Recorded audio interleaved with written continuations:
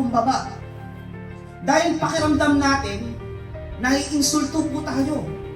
Feeling natin, nai-invalidate po tayo. Tama ako eh. Tama. Ngunit malinaw po sa sinasabi ng Santiago 4:6. Sinasalungat ng Diyos ang mapagmataas. Ngunit nagbibigay siya ng biyaya sa mapagpakumbaba. God oppresses the proud. Ayaw niya po sa mga mapapride. Ayaw niya po sa mga mapagmamataas. Ang sino man pong nagmamakataas ay binababa. At ang nagpapakababa ay siyang itinataas.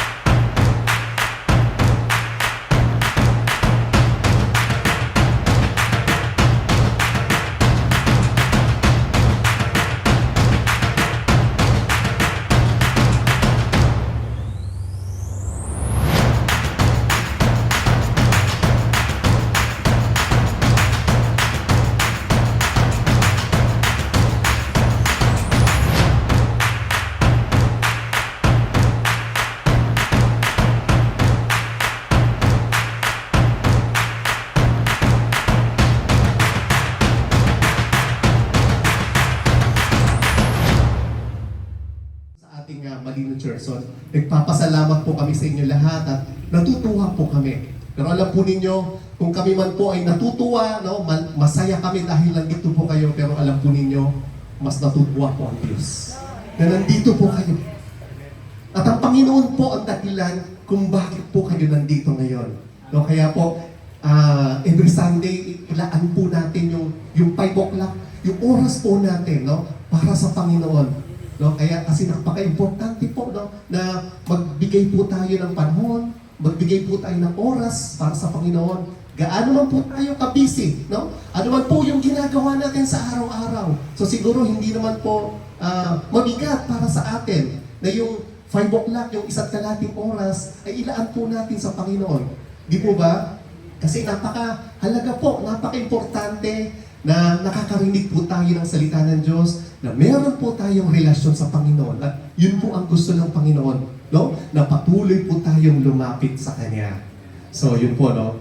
At bago po tayo magsimula, gusto kong ipakilala muna sa inyo, no? Yung ating bisita. So, yan po, no? Yan po yung nag-iisa kong asawa. No? Nag-iisa lang po yan, no? Nag-iisa lang yan. So, si Lisa, no? Pagpasensyahan nyo na po, yes, medyo hindi yan marunong magtagalog dahil kararating lang galing Amerika. No? Pero marunong siya Kapampangan. No? Sabi ni Sis Nancy, hindi rin marunong magtagalog pero marunong siya Kapampangan. So pwede nyo siyang kausapin ng Kapampangan po. O kaya English, no? Kung ano po yung gusto po ninyo. So yan po, si Lisa. So simula po ngayon, makakasama na po natin yan every Sunday po, no? Dito sa ating Malino Church. So palakpakan po natin ang Panginoon. At isa pa po, gusto ko pong ibalita sa inyo lahat, no? Kung nakita niyo po, meron po tayong mga bakal, mga materials dyan. So bukas po, Monday, uumpisahan na po na gawin po itong ating bubong. So napakabuti po ng Panginoon. No? Palakpakan po natin ang Panginoon. So yan po, no? Bukas po, uumpisahan na pong gawin yung ating bubong. So hindi na po tayo magtitiis sa init. Dahil nga po ngayon, medyo mababa po yung bubong natin at kapag umuulan, naaanggihan po tayo. So aayusin po natin yan sa kabutihan po ng Panginoon. No, may mga nagmagandang loob po, no, na nag-donate sa atin para matuloy po yung ating project na ito po yung simula. No, ito po yung simula na mapaganda natin, maayos po natin itong ating church at ito po ang kalooban po ng Panginoon. At ito rin po ang gusto ng ating kapatid na si Abby. Ito po ang gusto ni Abby, no? Na ipatuloy po natin yung kanyang simulan. Kasi ang pangarap po ni Abby, no, nung nabubuhay pa siya, no, lahat daw po ng mga tao dito sa Malino, lahat ng mga kamag-anak niya ay gusto niyang makakilala sa Panginoon. Yun po ang pangarap ni Abby. Palakpakan po natin ang Panginoon. So yun po, no, kaya natutuwa po tayo na unti-unti po, nakikita na natin na nagkakaroon na ng bunga. So bukas nga po, umpisahan na po natin yung pagpapagawa dito sa bubong. So hopefully matapos siya within a week, no? Para Sunday magamit na natin yung bagong bubong. At kung lalayunin po ng Panginoon, no? Sabi ko nga po, ito pa lang yung simula. At kung lalayunin po ng Panginoon, no? At dumami tayo dito, hahanap po tayo ng mas malaki, mas maganda nating church para po sa Panginoon. Palakpakan po natin ang Panginoon. So ready na ba kayo sa ating message ngayong hapon? Yes. So hindi po ako magsasalita. So, Brother Chris?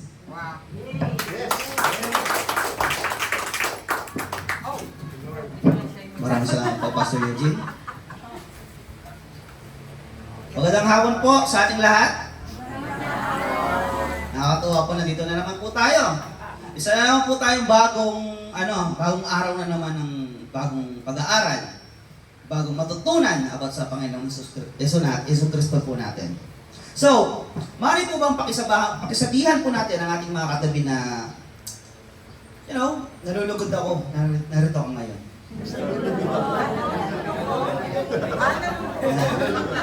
Amen. Sino po ba dito ang pinagpala ng Panginoon Diyos? Amen. Lahat po tayo. The moment na binuksan po natin ating mga mata, blessing na po yun. Bilangin po natin na po yung blessing natin sa bawat araw. 1 na po yun. Number 1 po yun. So, sino po ang, sa tingin nyo po, sino po dito yung nakakalimutan na manalangin sa atin dito? Wala po Lahat na nanalangin Lahat faithful po Ako po, minsan nagkakalimutan ko po. Being honest po. Actually, madalas nakakalimutan ko po. Awa lang po ng Panginoon kasi binibigyan niya po ako ng second chances. Hindi lang second chances, another chances, many chances para dumulog sa Kanya, para lumapit sa Kanya. So, bago po natin simulan, may isa lang po akong nais na itanong sa inyo. Sino po dito yung gusto na laging tama siya? Gusto po natin na tayo yung tama, na hindi tayo nagkakamali. Sino po dito? Ba? Wala. Wala po Ayos wag na po tayong magtinginan. Wag na po tayong magturuan dito.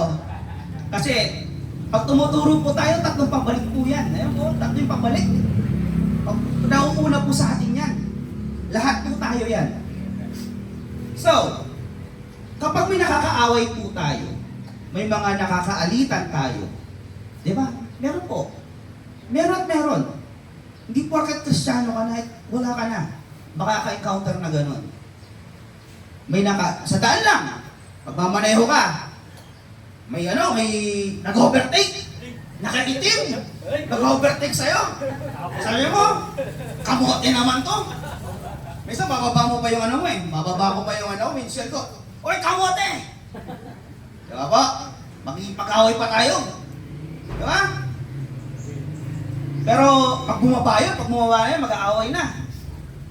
Pero, hindi po natin na-admit sa sarili natin. Kahit na Kristiyano tayo na, kahit sabi mali, sasabihin natin, ako nasa tama Ako nasa tama, ba't ako magsasorry dyan? Di ba po? Nangyayari po yun. Bakit ako magsasorry? Hindi naman ako yung nagpasimula. Hindi naman ako yung nag-overtake Hindi naman ako yung ginawa ng mali. Ako po yung nasa tama. Ako po yung nasa taas. Ganun po Bakit po ako magpapakumbaba siya ang may kasalanan? At kung minsan po, hindi natin namamalayan na ang pinaglalaban natin ay hindi na dahil ito ang katotohanan, kundi gusto po natin na tayo ang tama. Na tayo ang dapat masunod. Pinaglalaban po natin kung anong gusto natin. Ang pride, yan po yun. Ito po yung yung hindi natin malunok kasi bareta po Sino po dito kayo lumulok ng bareta? Wala naman po siguro, Ganun po ang pride.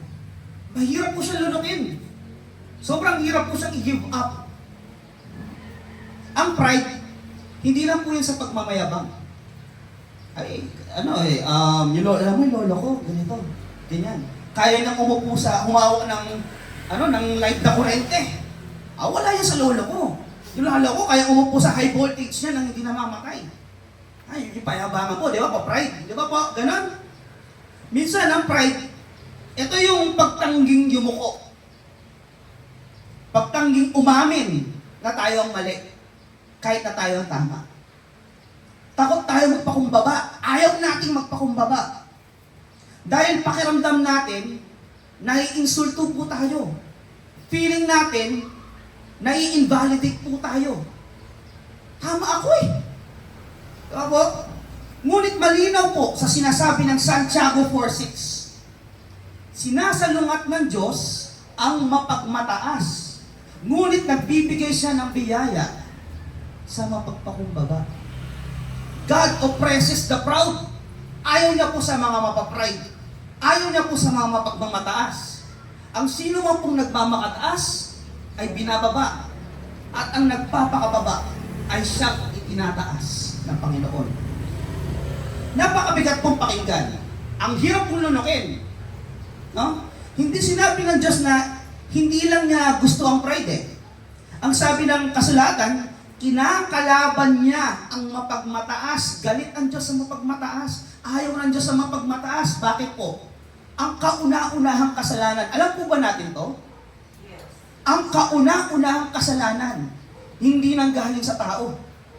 Nanggaling po sa anghel. Ang anghel na pinakamaganda po. Kilala po natin itong lahat. Hindi lang po natin siya kilala sa pangalan ng anghel. Si Lucifer po. Anghel po siya dati. Pero sobrang ganda niya. Sobrang lakas niya. Kala niya po kaya niyang palitan ng Diyos. Hey, grabe oh. Mga papuri po. Pinapaulanan siya ng papuri. Baka kaya ko siyang palitan. Baka kaya kong palitan ng Diyos. Ganun po. Naging ma-pride po siya. Doon po pumasok yung pride sa kanya. Kauna-unahang kasalanan. Kaya po pinabagsak po siya ng Panginoon. At marami po siya dilalang anghel pababa sa lupa. Sila po yung mga naging demonyo. At doon po nagsimula ang kasalanan. At ayoko dumating po sa punto na ang kalaban ko, ang Diyos. Sino po dito ang gusto kalaban po natin ng Diyos? Wala. Wala naman po siguro, no? Wala pong ganong katapang sa atin, no? Pwede magmatapang tayo, pero hindi po natin. Hindi po natin kayang pantayan ng Diyos. Hindi po tayo kaya magbayabang sa Diyos. Nais ko pong manalangin, samahan niyo po ako sa isang munting panalangin. Panginoon kong Diyos, Ama na nasa langit, sumasampalataya kami sa iyo, Panginoon. Lumalapit po kami sa iyo, Panginoon. Tumudulog kami sa iyo, Panginoon. Nilalapit namin sa iyo ang aming mga puso. Naway ito'y palambutin mo, Panginoon. Tanggalin mo po ang mga pride sa amin, ang mga negative thoughts sa amin, Panginoon. Ang aming mga dinadamdam, Panginoon. Ang aming mga kasakitan, Panginoon. Ang mga negatibong, mga pag-iisip, Panginoon. Tanggalin mo ito, Panginoon. Ikaw po ang Diyos ng mapagbigay, Panginoon. Ang Diyos ng pagmamahal, Panginoon. Ang puso po namin, ang manaig dito ang inyong kabutihan, ang inyong pagmamahal, Panginoon. Naway ang sasabihin ko ang siyang katotohanan mo. Hayaan mong mag-work ang Holy Spirit, Panginoon. Buhayin mo ang aming mga natutulong na Espiritu. Magparamdam ka po sa amin, Panginoon. Gabayan mo kami at proteksyon ng langit. Ito ang aking pinapanalangin sa aming Panginoong Diyos at tagapagligtas, ang aming Panginoong Kristo. Amen. So, ang title po natin ngayon is about less of me, more of Christ. Hindi po, ano po ibig sabihin ba niyan? Pag sinabing less of me, more of Christ. Hindi po siya about sa akin.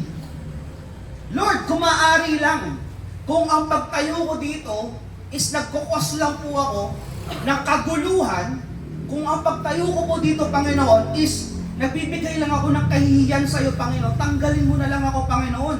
Hindi po ako dapat ang na-highlight dito. Hindi po dapat kami ang nakikilala, kundi ang Diyos po natin. Ang Panginoong Kristo po natin. Sa Kanya po dapat babalik lahat ng glory. Sa Kanya po lahat babalik ng pabuya. Lahat ng worship sa Kanya po dapat. Pag nakikita niyo po kami nagsasalata dito, hindi niyo po nakikita si Terence, hindi niyo nakikita ang pastor natin, hindi niyo po ako nakikita dito. Ang dapat po nakikita niyo kung paano nag-work ang Panginoong Kristo po sa amin. Kasi grace lang po ang pinangahawakan namin. Kaya andito po kami. Kaya nandito po kami. Kaya may kakayahan po kami. Awa lang po ng Panginoon. Blessing lang po ng Panginoon. Hindi po siya sa lakas namin. Hindi po siya sa talino namin. So, gusto ko po tumala sa point number 1. Ang pride ay nagpapalayo sa atin sa Diyos. Kapag pride ang nagahari sa puso po natin at hindi pagmamahal, mas nagtitiwala po tayo sa sarili natin kaysa sa Diyos. Aray ko po. Pag hindi pagmamahal po ang nanaig sa atin, na-overtaken ka, galit ka. Ginawa ka ng masama, natalo ka sa sagal. Galit na galit. Ikaw may kasalanan nito. Ba't kasi sinama mo pa ako, nananahimik ako sa bahay? Diba ba? Ikaw ang dahilan kaya natalo ako. Sabi mo, ito, tumaya tayo dito, natalo. Talo tayo sa sabong tuloy. Diba ba? Pilit po natin tinuturo sa ibang tao. Pero may choice po tayo eh. In the first place, may choice po tayo. Kung gagawin po natin yun o hindi. Doon po, ang pagpasok ng temptation pa lang yan. Hindi pa po kasalanan yan. Testing pa lang po yan. Pag nag-fail ka na sa test, ginawa mo na yung sin, nagkaroon ka na ng kasalanan, doon ka na po bagsak.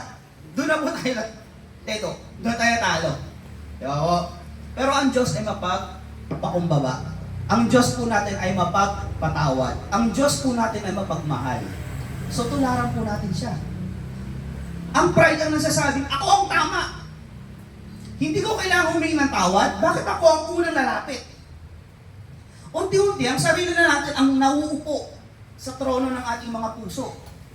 Inuuna po natin ang ating sarili. Maaari niyo po ba tanungin ang inyong mga sarili ngayon? Sino po ang nakaupo sa trono ng puso po natin ngayon? Ang Panginoong Kristo po ba? O may pinangahawakan pa po ba tayo sa sarili natin na ayaw natin ibigay sa Panginoong Kristo? Kaya mahirap po sumunod. Yan po ang number 1 na dahilan ba't ang hirap sumunod. Kasi pinangahawakan po natin ang pride sa sarili po natin. Ayaw po natin i-give up sa Panginoon, ayaw po natin i-surrender sa Panginoon, ayaw po natin sumunod. Kasi alam natin tayo po ang tama. Gusto natin panindigan ang sarili po natin. Kapag ang sarili po ang nasa trono natin, hindi na si Kristo ang nagahari sa atin. Gusto po ba natin yun? Gusto po natin yun? Ang Panginoong si Kristo, hindi na siya nakaupo dito, tayo na. Pero Diyos po natin siya. Worship po natin siya. Nagpe-praise and worship po tayo, nagpe-pray tayo. Pero tayo pa rin ang susunod.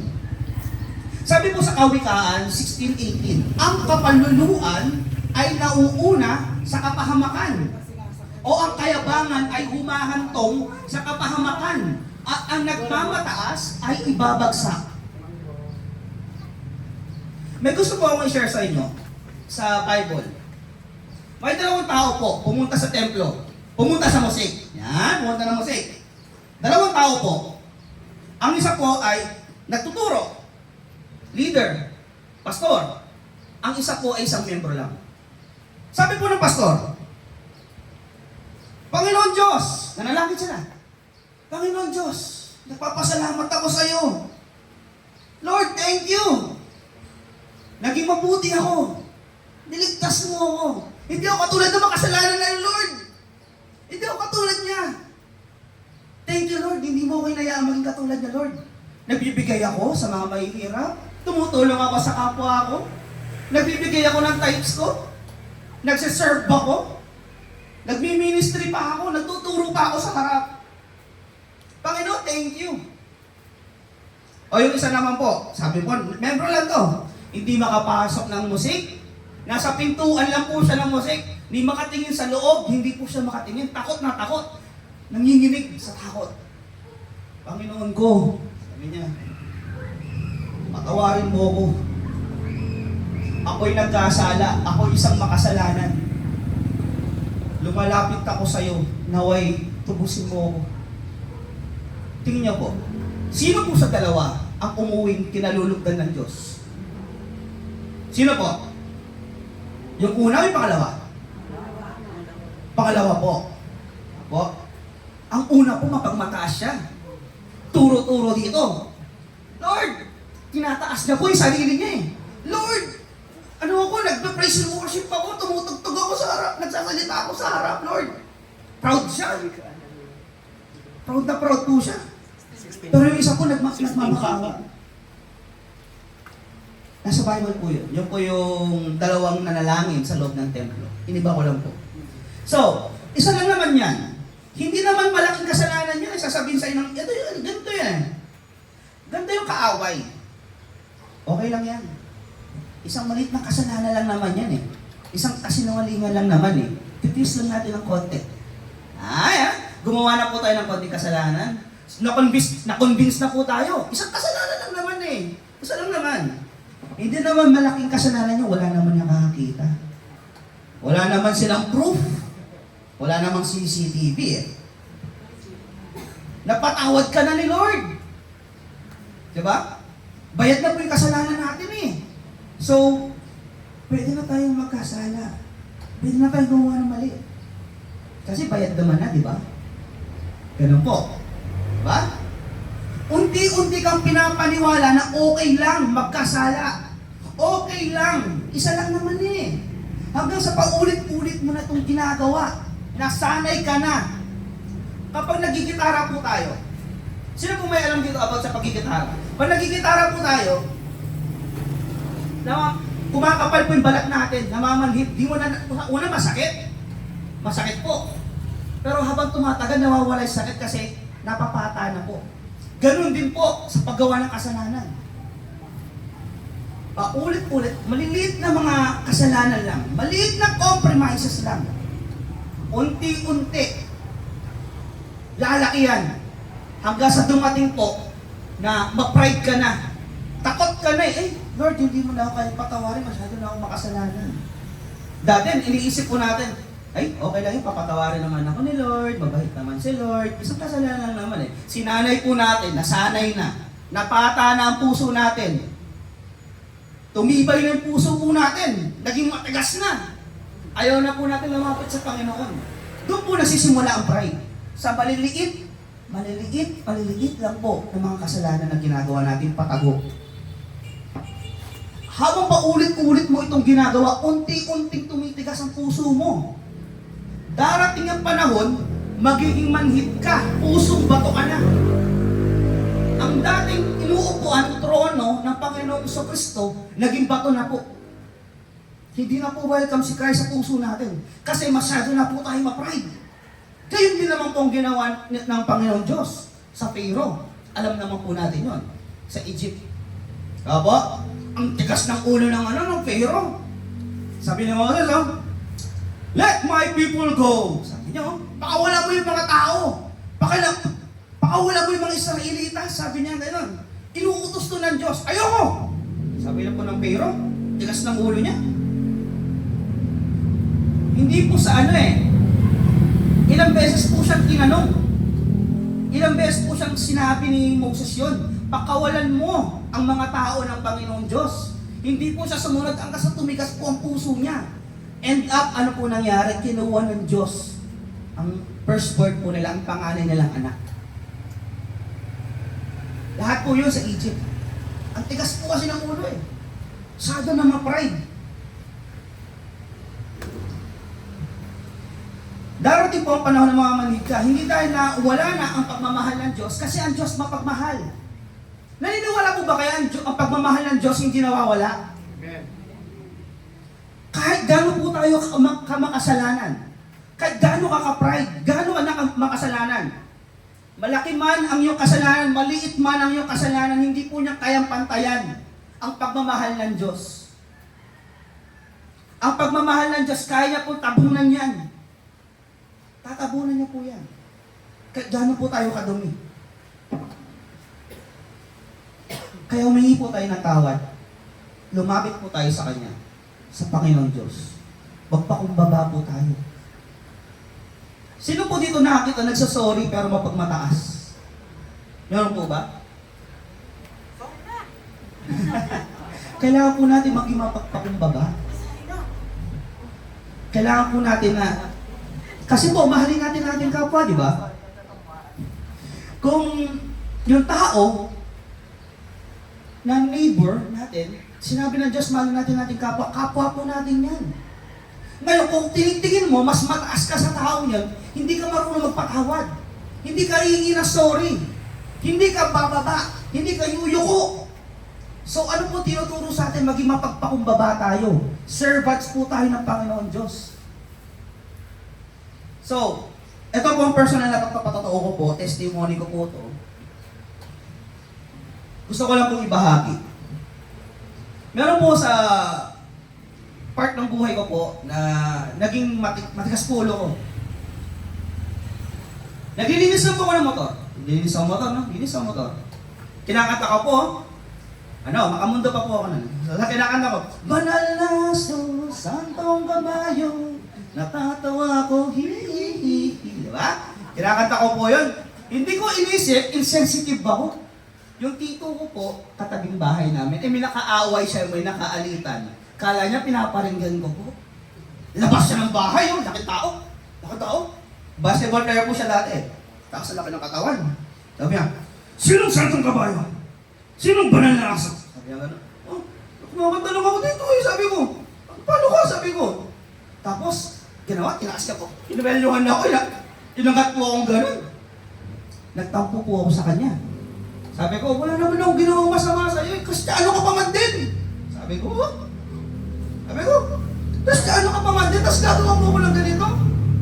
Pa-worship ka pa. Sabi ko na, drama. Sumama ako yung loob ko sa kanya. Dito ko po yun.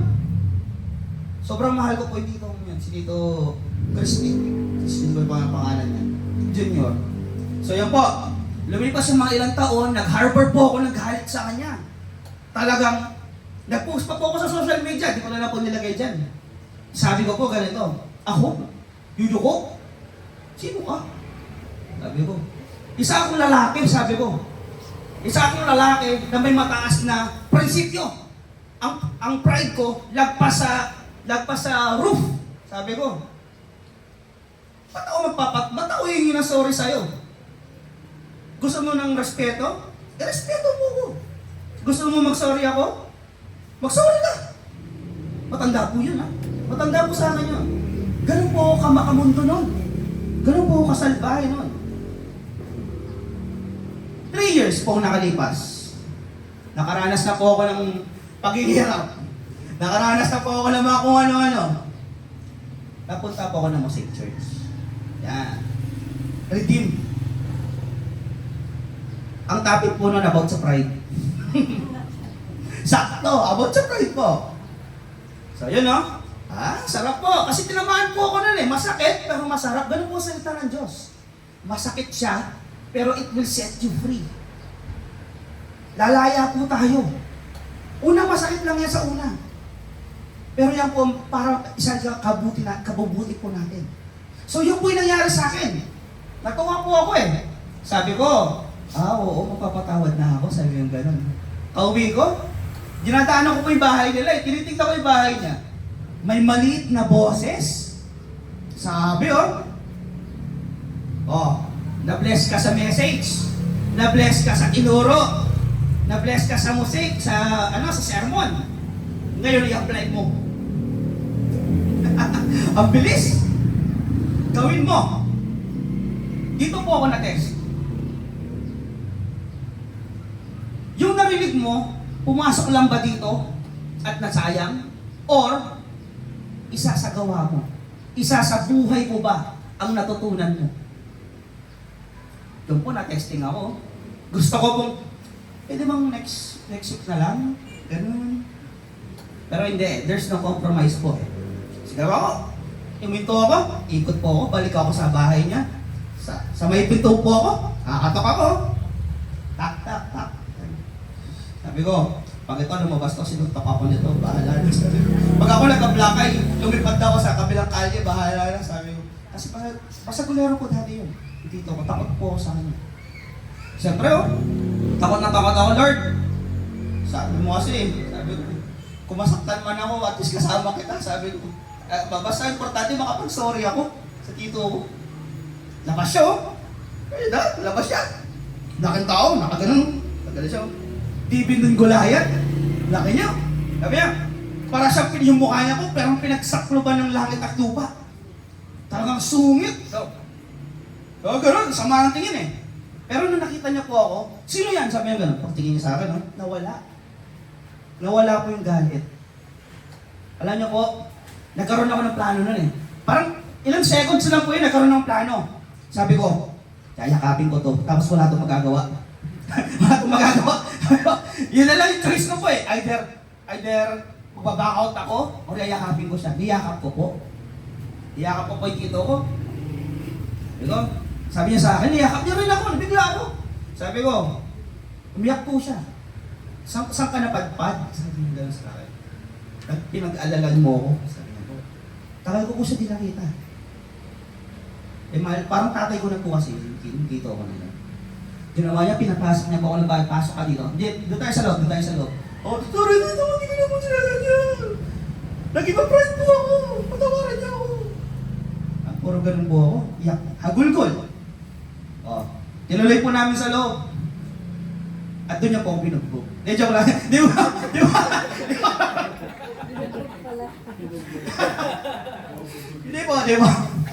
Hindi po. Ginawa niya po, nilapit niya po ako sa asawa niya kay Tita Sara. Tinawag niya po yung asawa niya. Oh, Sara! Si Aljon. Yakap po ako sa tita ko. Pinababa niya po yung dalawang anak niya. Vincent, tayo nga, baba kayo dito. Natitin ko yan, yakapin niyo. Bumalik siya. Prodigal son. Para prodigal son. Para pong prodigal son. Pero yun po yun. Tingnan niyo po, ang broken family po namin sa side ng tito ko. Phoenix po ni Lord. Yung I only need to follow. I only need to obey. Nakinig po ako sa salita ng Diyos. Hindi po dahil sa akin eh. Kundi dahil nakiusap po ang Diyos sa akin. Nasa akin ba ang banal na Espiritu? Nag-work po ba sa akin? Nag-work po ba sa akin ang banal na Espiritu? Yun po yung mga tanong sa akin eh. Ngayon po nag-work po sa akin, ba't di ako susunod? Sino ba ako? Ako ba ang masusunod o ang Diyos ko? So yun po, okay na po kami ang tito ko hanggang ngayon. Kristiyano po sila, Christian family. And marami po ako natutunan sa kanila. Amen po ba? Amen! Praise God. Pinalaya po ako ng Diyos sa pride. Kung ako po, na ganun kamundo, ganun kasalbahe, pinapalaya ng Diyos, tingin niyo po, sarili niyo po, hindi po ba tayo kayang palayain lahat sa ating mga pagkakasala? Number 2 po, ang pagpapakumbaba ang naglalapit sa Diyos. Sabi po sa Santiago 4:8, lumapit kayo sa Diyos at lalapit siya sa inyo. Open arms po ang Panginoon Diyos natin. Tinatanggap niya po tayo. Tayo lang po ang matigas ang ulo. Tayo lang po ang nahihiya na ayaw lumapit. Kasi mag-pride po tayo eh. Hindi niya sinabi na lumapit ka pag wala ka ng kasalanan. Come as you are. Marumi ka, makasalanan ka, mabuti ka, sumusunod ka, hindi ka sumusunod, salbahe ka, hindi, lumapit ka. Hindi mo muna, Lord, kasi inaayos ko pa yung sarili ko eh. I'm still finding myself. Hinahanap ko pa po yung sarili ko, Lord. Hindi po. Now is the time of salvation. Kaya, ngayon po, lumapit na po tayo agad. Huwag na po natin patagalin. Ang Diyos ay laging handang tumanggap ng pusong nasisisi at mapagpakumbaba. Pero may isang bagay na kadalasang umahadlang sa atin para makalapit sa Kanya. Ito po ang pride. Ito lang po ang hadlang. Kapag pride ang naghahari sa puso natin, nahihirapan tayong umamit sa kasalanan natin. Nahihirapan po tayong humingi ng sorry kay Lord. Nahihirapan po tayo mag-repent. And paano ka papatawarin kung hindi ka nagre-repent? Amen po ba? Amen. Ngunit ang pagpapakumbaba ay nagsisimula kapag inaamin natin kailangan natin ng Diyos. Lord, I need you in my life. Kailangan po kita sa buhay ko. Ikaw po ang mag-shine sa buhay ko. Magtrabaho ka po sa buhay ko, Lord. Work in my life, Lord. Huwag niyo po akong sayangin dito sa lupa, Lord. Alam ko po, may pakinabang po ako. Alam ko po, kaya dito po ako. May mission po ako. So, gabayan niyo po ako. Kung nasaan ka man, Panginoon, doon mo ko dalhin. Kung saan mo ako gusto papuntahin, Lord, doon mo ko dalhin, Panginoon. Huwag ka mawawala sa tabi ko. Hindi ka hinaan ng pagpapakumbaba. Sa mundo, sasabihan ka nila ang pagpapakumbaba ay tanda ng pagiging mahina. Panay, sorry naman tong taon. Puro sorry na lang to. Pahinang klase. Pahinang tao to. Kahinaan ang pagsusori. Hindi po. Pero sa kaharian ng Diyos, ang mga humble, ang mga mapagpakumbaba, yan po ang tunay na malakas po ang isang tao. May courage siya, hindi siya nahihiya. Baka kasi isipin ng mga ibang tao, ganito ako na may pinoprotektahan akong title, may pinoprotektahan akong pride, baka isipin nila, mahina ako, gano'n. Hindi po. Kailangan po natin ng lakas na loob para mai-give up ang pride natin. Kailangan po natin ng lakas na loob para humingi ng sorry sa Diyos. Para humingi ng sorry sa kapwa natin. Kailangan ng tapang para humingi ng tawad. So sino po talaga dito ang tunay na malakas? Ang mapagmataas po ba o mapagpakumbaba? Amen. Ang mapagpakumbaba po. Sabi po sa 1 Pedro 5:6, kaya magpasakop kayo sa kapangyarihan ng Diyos dahil darating ang araw na pararangalan niya kayo. Ibibless niya tayo. Magpasakop po tayo. Sabi dito, hindi sinabi ng Diyos, hintayin mong ibaba kita. Ang sabi niya, magpakumbaba tayo. Magpasakop po tayo. Sumunod po tayo. Yung po ang sabi ng Diyos. Ibig sabihin, may bahagi tayo. May part ka. Kaya naman, Diyos naman po siya eh. Kaya niya naman pong gawa ng paraan niya, di ba? Makapangyarihan siya eh. That's not how it works in relationship. We are building a relationship po sa Panginoon Diyos. So may parte ka po dyan. May parte po tayo dito. May kailangan po tayong gawin. Araw-araw tayo pumipili kung sino ang uupo sa trono po ng ating puso. Ngayon po, tanong ko po sa inyo, sino pong nakaupo ngayon sa inyong mga puso? Ang Panginoong Diyos po ba? O tayo pa rin? Number 3 po, si Jesus ang pinakadakilang halimbawa. Kung sino man ang may karapatan dito na mapagmataas, si Jesus Christ po yun. Naniniwala po ba kayo? Kung sino may karapatan na maging mapagmataas, dapat si Jesus Christ yun eh. Kasi, siya ang hari ng mga hari. Diyos po siya. Anak po siya ng Diyos. Pero sa halip na ipakita yung kanyang kapangyarihan, sa halip na sabihin niyang, ipakita niya, oh, Diyos ako eh.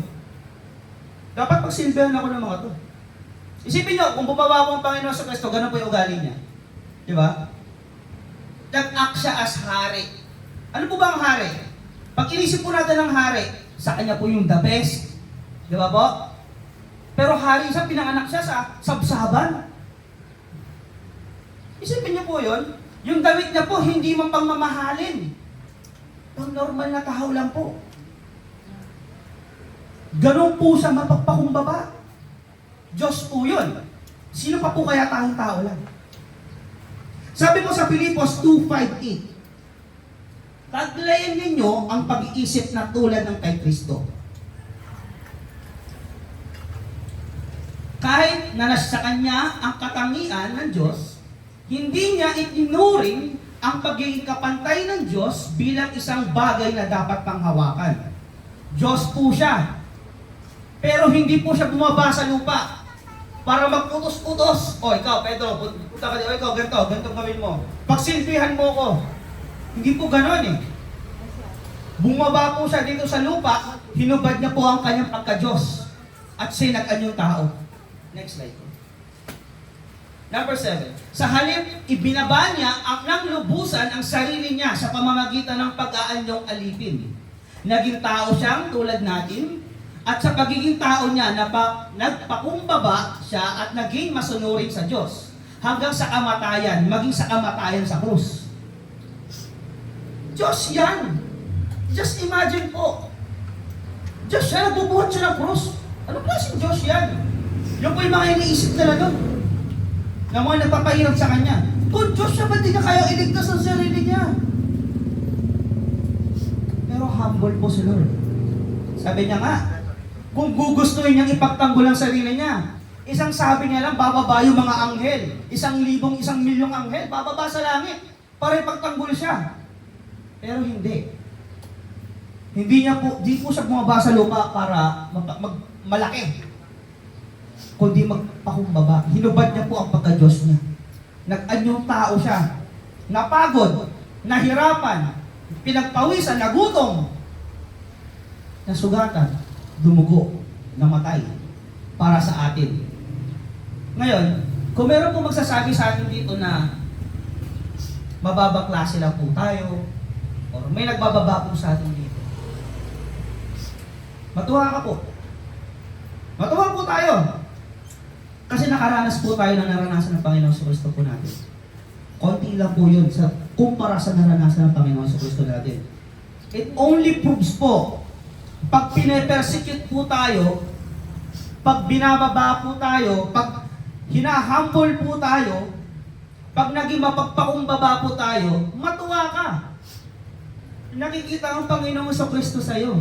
Amen po ba? Sino po gustong gano'n? Kapag nakikita po tayo, ang nakikita hindi na ikaw, hindi na ang dating ikaw, kundi ang Panginoon sa Kristo na.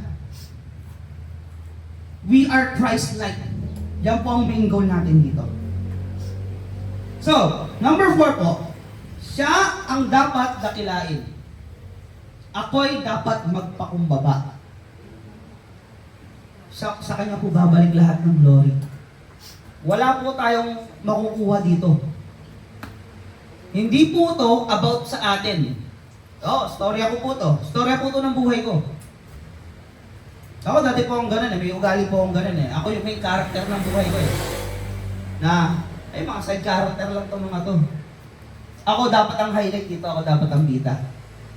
Hindi po ako si Jollibee, hindi po ako ang bida ng saya. Ang bida po dito, ang Panginoon Diyos. Sa Kanya po babalik lahat ng glory. Sa Kanya po babalik lahat ng pabuya. Lahat ng worship sa Kanya lang po. Hindi po tayo pwede tumanggap ng mga yan. Ng mga praises. Kasi nakakatakot po yun Bro, galing-galing mo. Alam mo, ang galing-galing mo. Kaya po, pag nakakarinig po ako ng ganun, praise God. Praise God. Si Lord po yun. Yun po ang tamang response. Kasi, kung gugustuhin ng Diyos, pwedeng hindi ako marunong magsalita. Pwedeng ipi ako. Pwedeng gaganon-ganon ako. Di ba po? Pero maayos po ako. Nakakapagsalita po ako dito kasi awa po ng Diyos. Amen po ba? Amen. So, sabi po sa 1:3:30, siya ang dapat dakilain at ako na may dapat magpakumbaba. Magpakababa. Ang nagsabi po nito ay si John the Baptist. Si Juan Bautista. Isipin natin, kung sino si Juan. Marami po siyang napasunod. Siya po yung nag-prepare ng daan patungo sa Panginoon sa Kristo. Sinunod niya po yung ministry niya. Buong buhay niya po binigay niya sa ministry niya. Marami po siyang followers. Di ba po? Marami ang umahanga sa kanya.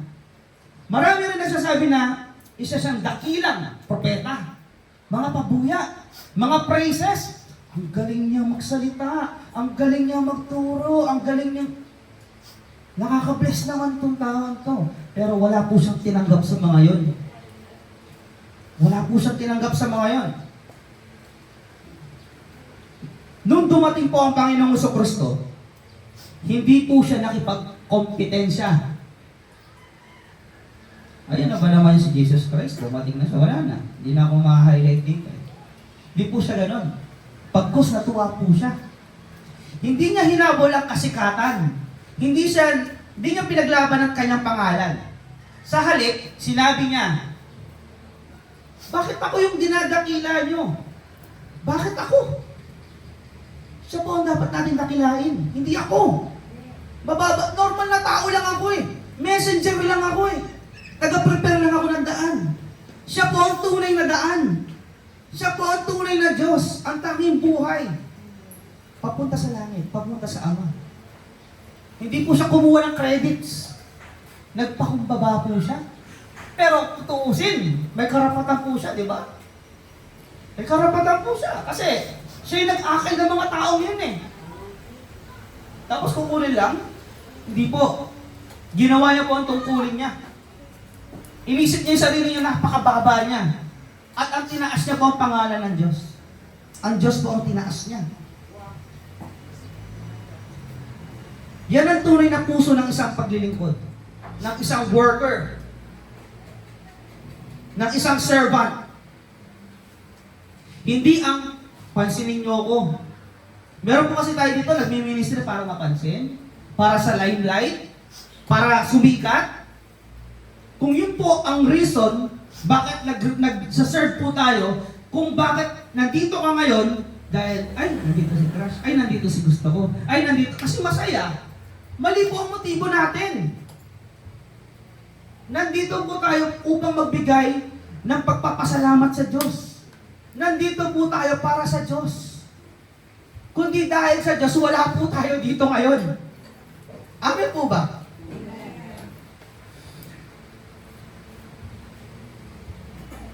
Hindi ang pansinin niyo ako eh, kundi ang mas makita niyo po ang Panginoong Kristo. Hindi about sa akin po ito. O sa amin po ito. About po ito kay Jesus Christ. This is the story of Jesus Christ. Kung paano niya po babaguhin ang puso ng bawat isa sa atin dito. Ito rin sana ang maging panalangin natin sa pang-araw-araw. Mas kaunti ang aking kagustuhan, mas manaig ang kalooban ng Diyos. Ang will ni Lord ang masunod, hindi ang kagustuhan ko. Mas kaunti ang aking pangalan, mas dakila ang pangalan ng Panginoong Jesucristo. Hindi ang pangalan ko ang itataas ko. Ang pangalan ng Panginoong Jesucristo, yun po ang itataas ko. Kapag mas nakikita si Kristo sa ating buhay, mas nawawala ang ating pagmamataas. Naniniwala po ba tayo? Kapag si Jesucristo ang sentro ng ating buhay, ng ating puso, mas nagiging mas madali magpatawad. Kasi, nakikita sa atin si Jesus Christ eh. Normal lang dapat po sa atin yun. Na ibaba ang ulo natin. Hayaan natin sila. Gusto mo magyabang? Go. Gusto mo ikaw tama? Go. Basta ako, alam ko may Diyos ako. Ipapapasa Diyos ko na lang. Pagpipray na lang kita. Di ba po, ang sarap po nun? Baka mabigla pa po sa inyo yung taong nag-aapis sa inyo. Masyak siya, maano pa po siya. Anong meron sa tao ito? Diba po? Doon mo makikita na isang Kristiyano ang isang tao. Doon po matetest kung totoo po ang Kristiyani po, pagiging Kristiyano po natin. Mga kapatid, ang layunin ng buhay Kristiyano ay hindi ang maging mas sikat o mas kilala o mas mataas o palaging tama. Ang layunin natin ay isang bagay lamang na mas makilala, mas mahalin at mas maluwalhati si Kristo sa pamamagitan ng ating buhay. Nagamitan ng Panginoon sa Kristo ang ating mga buhay, ang ating mga munting buhay para magbigay ng praises sa Kanya, para bumalik lahat ng glory kay God. Bilang pagtatapos, marahil may ilan po sa atin ngayon na may taong hindi pa rin nakatawad. Marahil may mga kaalitan pa rin tayo. Maaaring may mga hindi pa tayo kayang patawarin. May mga nakasakit sa akin. May sugat na malaking dinadala. May pride na matagal na kinakapitan. Ang tanong ay, ano ba mas mahalaga? Ang pride natin o ang pagsunod natin kay Kristo? Nais ko po tumatak sa atin yun. Kada darating po tayo sa ganung moment ng pagpapatawad ng kada alitan, ano mas mahalaga?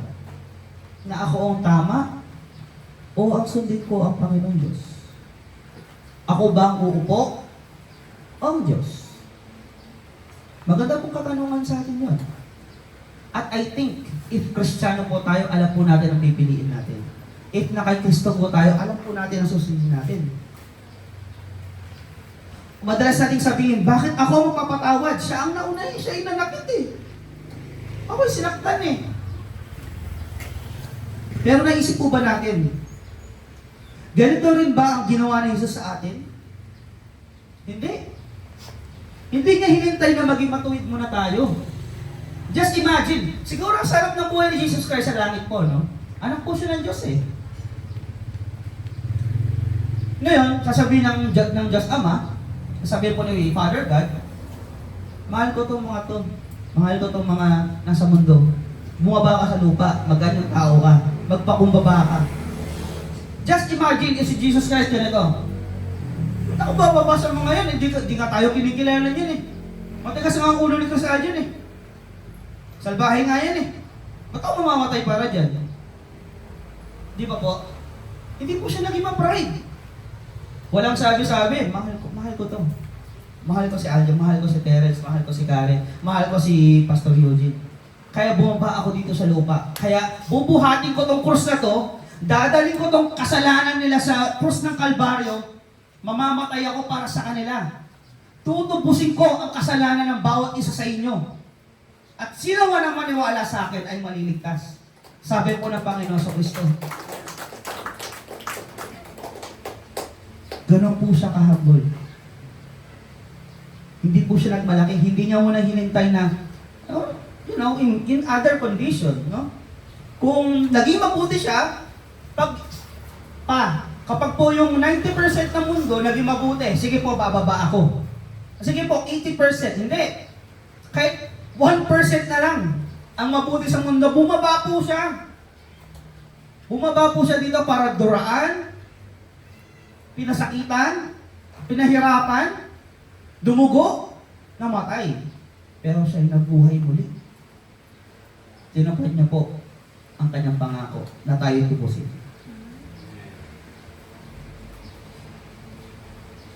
Kaya kung po tayo, napatawad tayo ng Diyos, sino po tayo para hindi magpatawad? Tao lang tayo. Narinig na po natin yun, no? Kung ang Diyos kahit magpatawad, sino tayo tao lang? Paano natin maipagkakait ang pagpapakumbaba at pagpapatawad sa bawat isa? Kung tayo mismo na hindi karapat-dapat, pinatawad. Just imagine that. Are you worthy of your salvation? Worthy po ba tayo? Deserve natin to? Masasabi po ba natin to na deserve po natin? Ako po hindi ko deserve. I think no one deserves salvation. Pero, God is good all the time. God is love. Kaya bumaba, for God so loved the world that He gave His one and only Son, that whoever believes in Him shall not perish, hindi mamamatay. Hellbound na tayo, mapupunta po tayo sa impyerno eh. Pero dahil mahal tayo ng Diyos, binigyan niya pong anak niya. Siya ang dapat dakilain. At ako naman dapat magpakumbaba. Yun lamang po.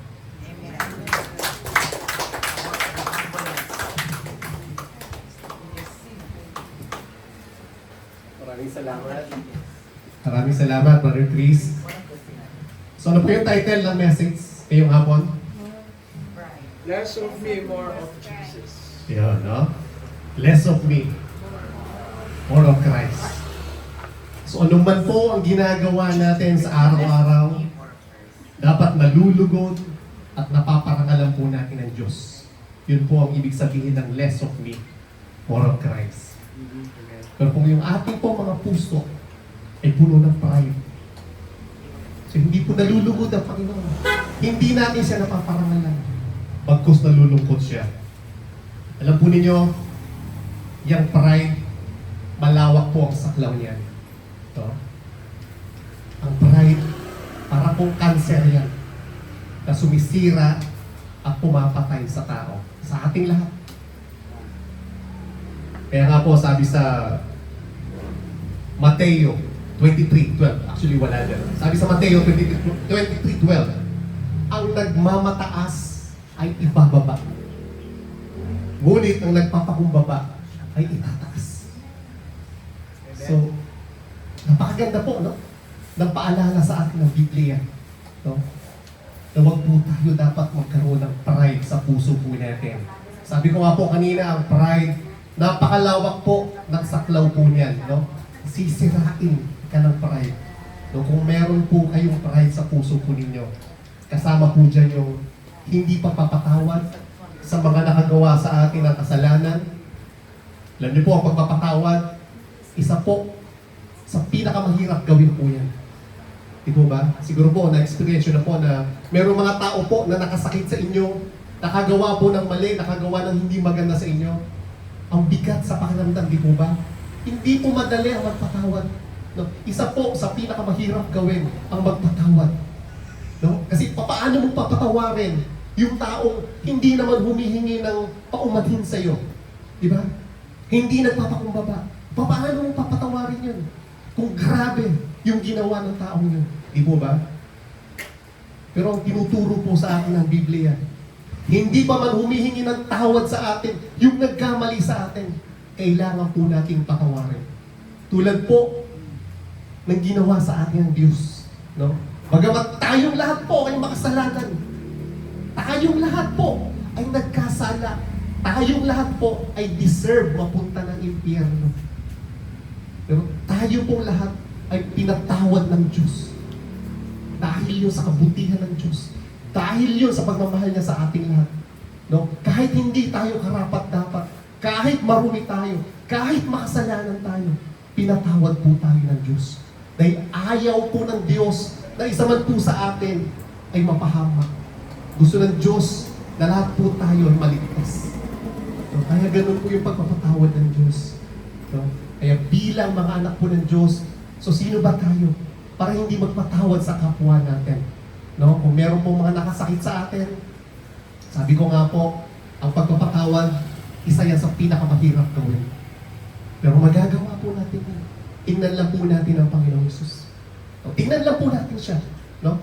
Kung paano nagpakumbaba, kung paano nagtiis ang Panginoon para po sa ating lahat. Alam po ninyo yung pride, no? Yan po ang pinakaunang kasalanan na nangyari sa sangkatauhan, no? Sa sanlibutan, no? At ang una po na nagkasala ng pride sa Panginoon ay si Lucifer, no? Yung sabi nga ni Brother Chris kanina. Si Lucifer, yung diablo, no? Dahil sa pagmamataas niya, gusto niya na pantayan o higitan pa ang Diyos, no? Nagkaroon siya ng yung pride, no? Dahil gusto niyang higitan ng Diyos. So siya ang unang nagkasala ng pride. Kaya sa kanyang pagmamataas, sabi nga sa Mateo 23:12, no? Ang nagmamataas ay ibababa ng Diyos. Ngunit ang nagpapakumbaba ay kanyang itataas. Kaya ganun po ang ginawa kay Lucifer, no? Binagsak po siya ng Diyos.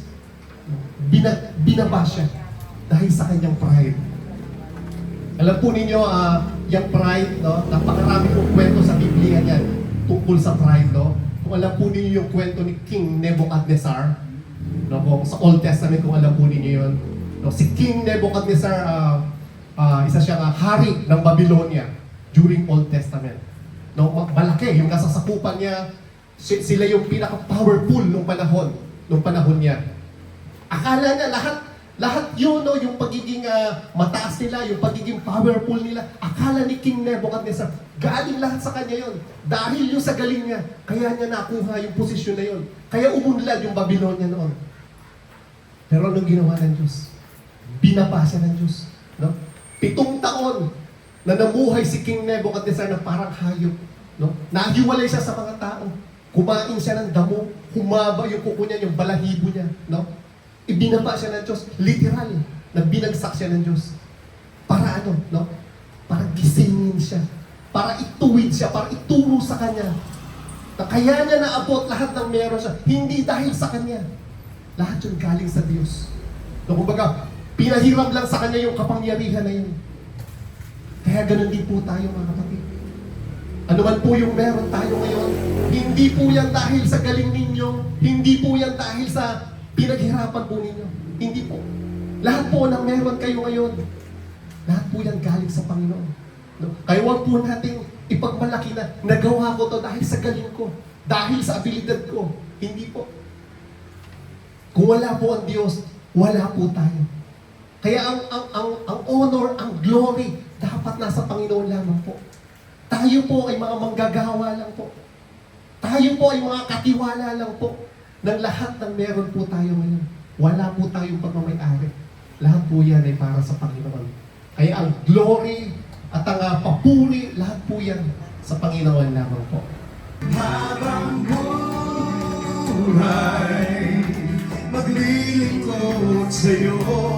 Habang buhay, pag-ibig ko sa'yo iaalam. Mahal na mahal kita, Panginoon.